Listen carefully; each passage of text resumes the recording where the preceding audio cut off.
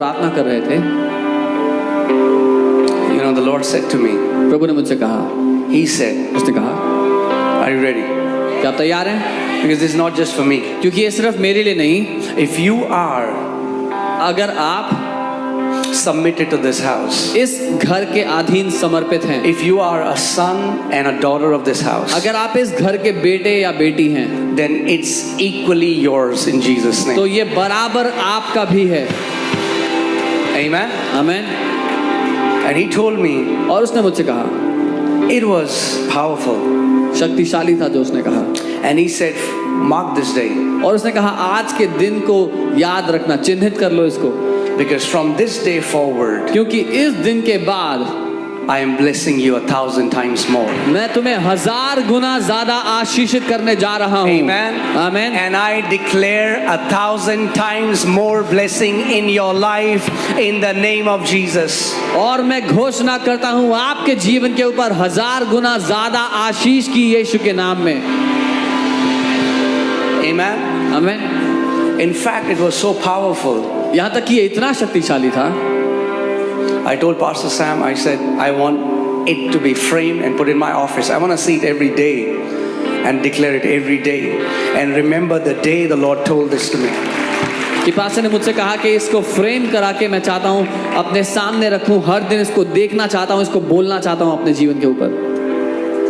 Amen. आमीन। On 5th September 2023, you have entered into 1,000 times blessing in Jesus' name. 5 सितंबर 2023 के दिन आपने 1000 गुना आशीष में कदम रख लिया है यीशु के नाम में। Amen. आमीन। It's powerful when you get a rhema word from God. बहुत शक्तिशाली होता है जब रेमा शब्द आपको परमेश्वर से मिल जाए। Amen. आमीन। Devil is mad. शैतान पगलाया हुआ है, क्योंकि उसको पता है दिल्ली गई मेरे हाथ से। because he knows Delhi is out of his hand now. Are you ready? आप तैयार हैं? God has given the capital city to us in Jesus. परमेश्वर ने कैपिटल शहर हमारे हाथों में दे दिया है यीशु के नाम में। Amen. आमीन। You're going to see the manifestation. आप इसका सबूत देखेंगे आते समय। Hallelujah. Hallelujah. Tell your neighbor.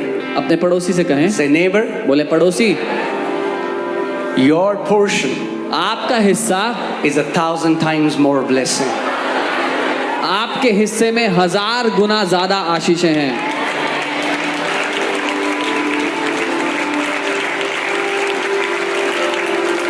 Amen.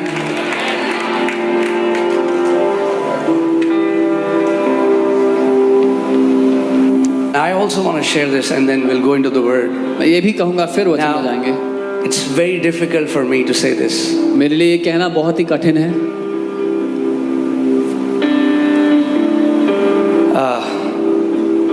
Because I've fought it for last 10 years. क्योंकि पिछले 10 साल से मैं लड़ा हूँ इस बात से, And today the Lord convicted me. और आज प्रभु ने मुझे इस बात के लिए कन्विक्ट किया And He said, you've been limiting me. और कहा कि तुम मुझे सीमित करते आए हो And not allowing me to take the ministry where I want to take it. और मुझे अनुमति नहीं दी कि मैं सेवकाई को वहाँ ले जाऊँ जहाँ मैं ले जाना चाहता था। And I repented before Him this morning. और मैंने आज सुबह प्रभु के सामने माफ़ी मांगी, And I just want to tell this to you. और मैं आपको बताना चाहता हूँ, You know, right now I feel like Moses, who had to write that he is the most humble man on this planet. अभी मुझे Moses जैसा महसूस हो रहा है जिसको लिखना पड़ा था अपने बारे में कि वो पृथ्वी पे सबसे ज़्यादा नम्र व्यक्ति था। I want to tell you that pastor is not my call. मैं आपको बताना चाहता हूँ कि पास्टर होना मेरी बुलाहट नहीं है। I'm called to be an apostle, and I've been fighting it for the last 10 years. मैं प्रेरित होने के लिए बुलाया गया हूँ और पिछले 10 साल से मैं इस बात से लड़ रहा हूँ। You know, so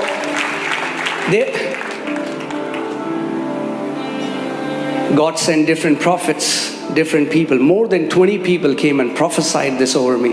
परमेश्वर ने कई बार भविष्यवक्ताओं को भेजा, परमेश्वर के अलग अलग लोगों को भेजा, उन्होंने कई बार आकर मेरे ऊपर भविष्यवाणी की इस बात की। But you know what the Lord told me this morning? He said, you are more concerned about what people are going to say because you know they are going to persecute you and say things about you when you say that. पर प्रभु ने आज सुबह कहा, तुम्हें पता है कि लोग तुम्हारी आलोचना करेंगे, अब शब्द बातें कहेंगे तुम्हारे बारे में, इसलिए तुम उस बात से बचने के लिए ऐसा करते हो. And today I decided it doesn't matter what people will say or think. और आज मैंने ठान लिया कि फर्क नहीं पड़ता लोग क्या सोचें क्या बोलें. And Lord told me to read a chapter. He took me to man of God Kenneth E. Hagin. He wrote a book called I Believe in Visions, and in chapter 7 he tells about an incident. और प्रभु ने मुझे Kenneth ई Hagin जी की किताब है उसमें ले जाकर के 7वें अध्याय में बताया जहाँ पर वो एक वाक्य के बारे में बताते हैं. And जब वो गिर गए और उनकी बाजू टूट गई. And as he was in the hospital room, Jesus walked into the room. और जब वो अस्पताल के कमरे में थे तो यीशु उनके कमरे में आए. And the Lord said, और प्रभु ने कहा, let me tell you why this happened to you. मैं तुम्हें बताता हूँ तुम्हारे साथ ये क्यों हुआ. He said, this happened to you because I've called you as a prophet. उन्होंने कहा ये इसलिए हुआ क्योंकि मैंने तुम्हें भविष्यवक्ता करके बुलाया. But you want to ignore that call because of what the persecution people would say. लेकिन तुम उस बुलाहट से भागते आए क्योंकि लोग फिर तुम्हारी आलोचना करेंगे, बुरा And he got out of my perfect will. और मेरी सिद्ध इच्छा से तुम बाहर निकल गए. And he said, if you would have, you can go and read that chapter. And he said, if you would have lived like that, you would have died at 55 years of age. और परमेश्वर ने उनसे कहा अगर तुम ऐसे ही जीते रहते तो 55 साल की उम्र में मर जाते. And today this fear of the Lord came upon me, and I said, Lord, no more I'm gonna worry about, because it doesn't matter. Opinions of people doesn't matter anymore. और परमेश्वर का वो भय मेरे ऊपर आ गया. मैंने कहा प्रभु मुझे फर्क नहीं पड़ता, इंसान जो सोचता है सोचे. Amen. आमीन.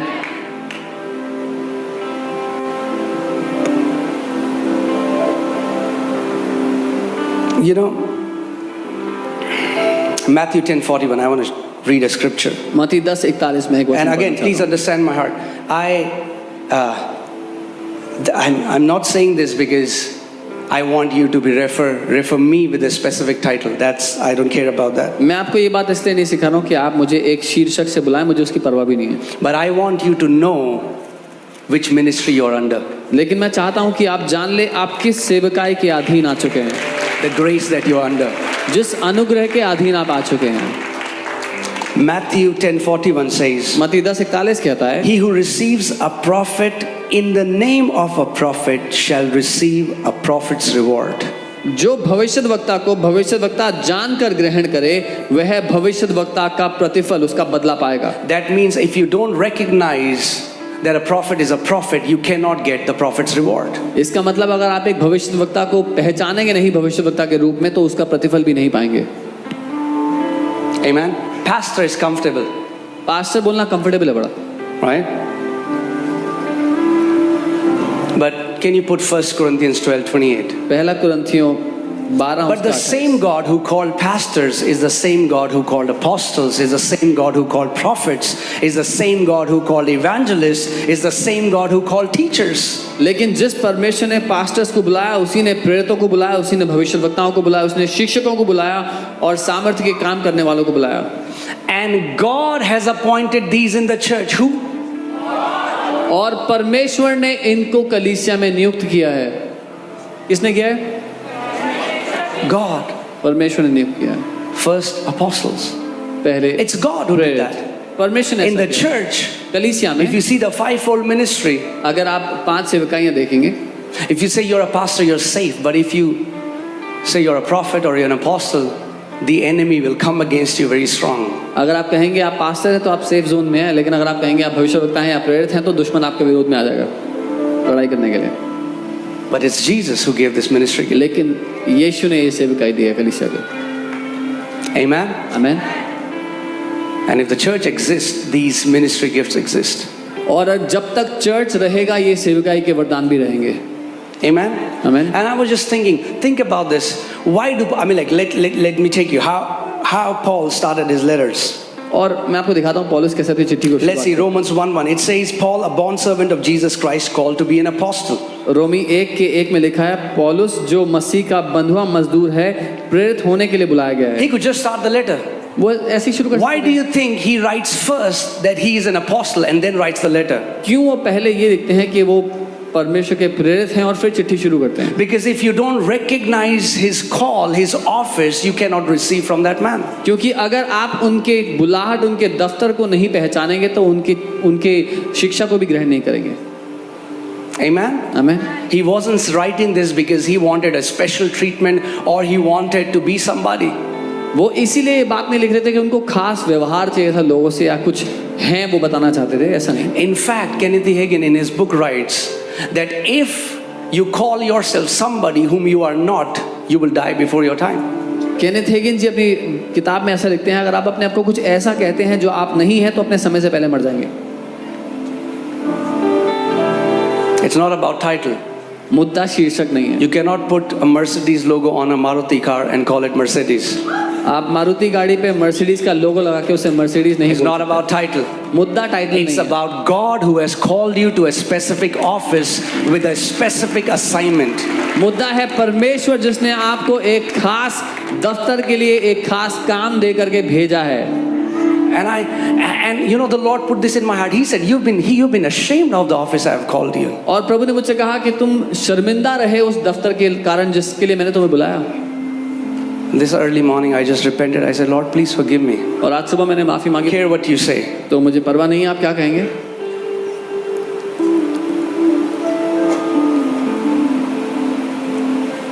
Can you put Romans 1:1? रोमी 1:1 लगाएं।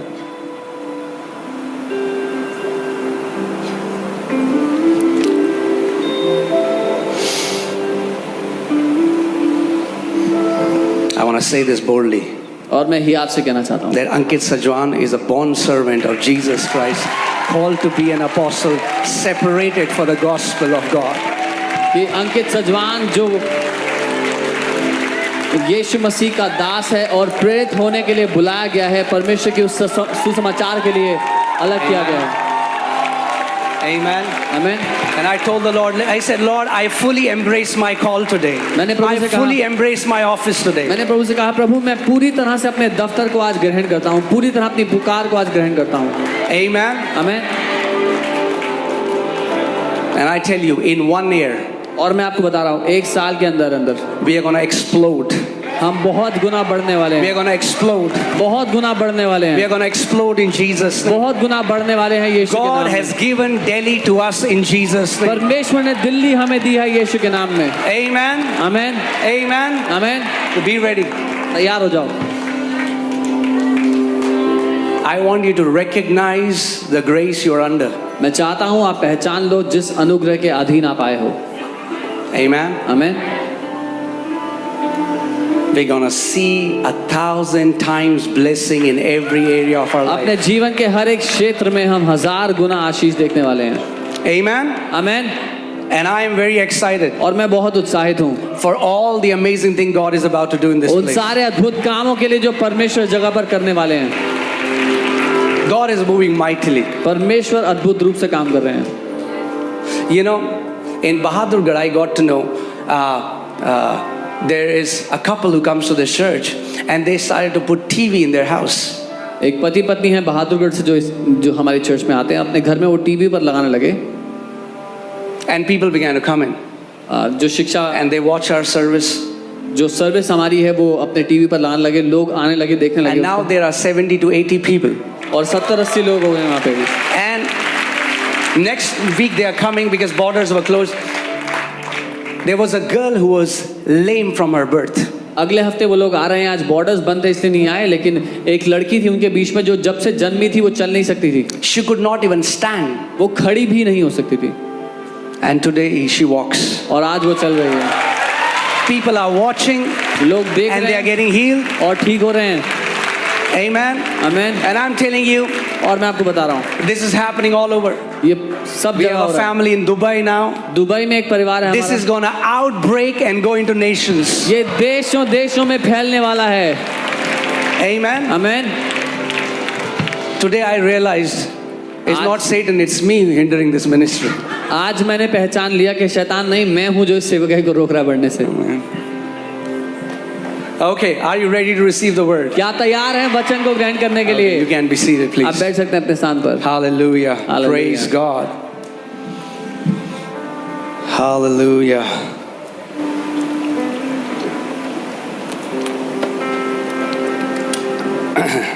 होशिया 4:6 में बाइबल कहती है, मेरे लोग नाश होते हैं मेरे ज्ञान की कमी के कारण। Amen. So, as a child of God, तो परमेश्वर के बच्चे as होने के a कारण, priest of God, परमेश्वर के याजक होने के कारण your greatest responsibility is to grow in the knowledge of God. आपकी सबसे बड़ी जिम्मेदारी है परमेश्वर के ज्ञान में बढ़ना। Amen. Amen. Any area that you are struggling for years जिस किसी क्षेत्र में आप बहुत सालों से समस्या में हो, is the area where you need the knowledge of God's word. वो क्षेत्र है जहां पर आपको परमेश्वर के वचन का ज्ञान चाहिए। And when I say knowledge, I'm not saying that we mug up scriptures and we just memorize scriptures and we quote scriptures. Satan can also quote scriptures. और जब मैं ज्ञान की बात कर रहा हूं तो मैं ये नहीं कह रहा हूं कि हम बाइबल खोल के कुछ आयतें रट लें, उनको बोलने लग पाएं। शैतान को भी आयतें रटी हैं, वो भी बोलता है उनको। I'm talking about knowing God intimately. मैं कह रहा हूं परमेश्वर को गहराई से जानने के बारे में। Meditating the scriptures until the light of the gospel starts to shine in your heart. परमेश्वर के वचन पर दिन रात मनन करते रहना जब तक उस वचन में जो प्रकाश है वो आपके जीवन में ना चमक जाए। Amen.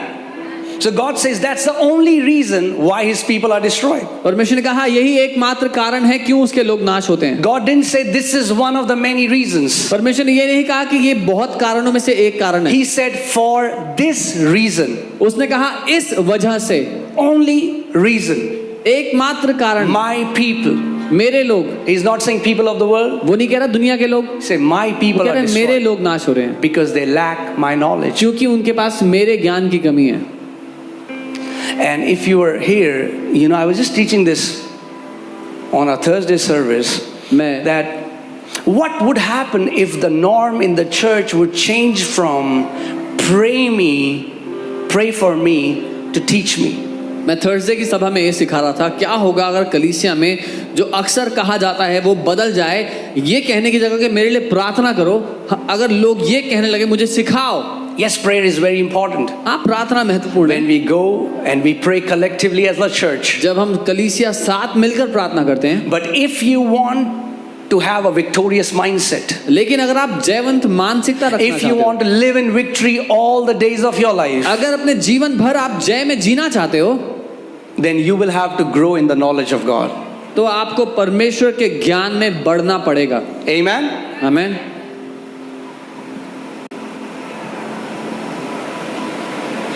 There are so many believers बहुत सारे विश्वासी हैं who are living as beggars जो भिखारियों की तरह जी रहे हैं when they are kings and they are priests. जबकि वो राजा और याजक बनाए गए हैं। Why?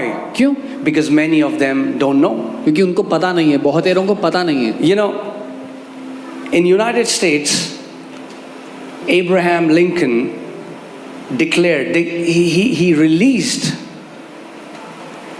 what is called Emancipation Proclamation, I guess, yeah. US में अब्राहम लिंकन ने जो दासत्व था उसके विरोध में नियम पास किया। What he said was that from today, no more should be a slave. Slavery is not legal, and all the slaves should be released. उन्होंने ये कहा कि दासत्व जो बंधुआ मजदूरी है, दासत्व है, वो गैर कानूनी है और हर एक दास को आज़ाद कर दिया जाए, स्वतंत्र छोड़ दिया जाए। That was done in 1863. 1863 में ऐसा किया गया। Please hear carefully. ध्यान से सुनना। 1863, a decree was made, a verdict was made that every slave should be released. कब किया गया? 1863 में ये बात घोषणा कर दी गई कि सारे दासों को छोड़ दो, स्वतंत्र कर दो, आजाद कर दो। What happened? क्या हुआ? Decades later, slavery was still prevalent. कई दशक बीतने के बाद भी लोग दास बने हुए थे। There were many slaves still working in houses. There were many slaves still in United States. Why? Because they didn't know that it has been declared that slaves should be set free. US में बहुत सारे घरों में लोग फिर भी दासत्व में थे क्योंकि उनको पता नहीं था कि दासों को आजाद करने की घोषणा हो चुकी है बहुत पहले। Amen. There was also a decree made 2000 years that every slave that devil has captured should be released in Jesus name. ऐसे ही 2000 साल पहले भी एक घोषणा की गई कि हर एक बंधन में पड़े को आजाद कर दिया जाए यीशु के नाम में। But many don't know it. और बहुतों को नहीं पता इसके बारे में। So what got these people free? किस बात से ये लोग आजाद हुए? The knowledge. जानने When के they got to know जब उनको पता लगा it is no longer legal, कि अब ये गैर कानूनी है, they stood up for their rights. तो अपने हक के लिए उठ खड़े हुए। You need to stand up for your rights that belong to you in Christ Jesus. आपको अपने हक के लिए उठ खड़ा होना है जो यीशु में आपको दिया गया है। Amen. Amen. You cannot be a believer who is swayed to and fro. You should know what belongs to you in Christ Jesus. आप एक ऐसे विश्वासी ना हो जो धक्के खाकर दाएं बाएं घूमते रहे, लेकिन आपको पता होना चाहिए आपको क्या मिल गया है मसीह में। Amen. And whatever the death, burial and resurrection of Jesus has provided for you, you need to possess it by faith. और जो कुछ यीशु की मृत्यु, उसके गाड़े जाने और उसके दोबारा जी उठने ने आपके लिए दे दिया है, आपको पता होना चाहिए। Amen. So when we are reading the word, जब हम वचन पढ़ रहे हैं, this is not a religious book. ये कोई धार्मिक किताब नहीं है। We are not doing a religious duty every morning. I finished Matthew 2 chapters. हम कोई धार्मिक नौकरी नहीं कर रहे हर सुबह कि मैंने मत्ती के 2 अध्याय पढ़ लिए आज सुबह। The goal is not to finish the Bible in 1 year. हमारा गोल ये नहीं कि एक साल में बाइबल को खत्म करना पड़ के। The goal is to know our Heavenly Father. हमारा उद्देश्य है अपने स्वर्गीय पिता को जानना। That means whenever you open the Bible, you pray, Holy Spirit, would you please reveal the word of God to me? मतलब जब आप बाइबल को खोलते हो पढ़ने के लिए तो प्रार्थना करो, पवित्र आत्मा के पिता को मुझ पर प्रकट करो। Teach me. मुझे सिखाओ। Teach me. मुझे सिखाओ। Amen. Amen. Open my eyes. मेरी आंखों को खोलो। If the word of God doesn't challenge you, it will never change you. अगर परमेश्वर का वचन आपको चुनौती नहीं देगा तो आपको कभी बदलेगा भी नहीं। Amen.